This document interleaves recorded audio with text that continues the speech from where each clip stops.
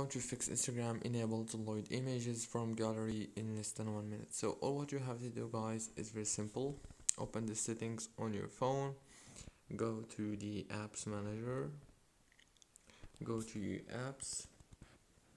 Now you need to wait a few seconds. It will start loading all the apps that you have on your phone. Scroll until you find Instagram and click on it. When you click on it, now you have only one thing to do, is click on force stop. After that, go down to the open by default option, click on it, click on open supported links in this app, and then go down here and click on ask every time.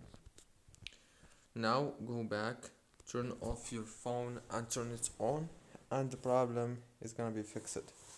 Don't forget to like and subscribe, and thank you for watching.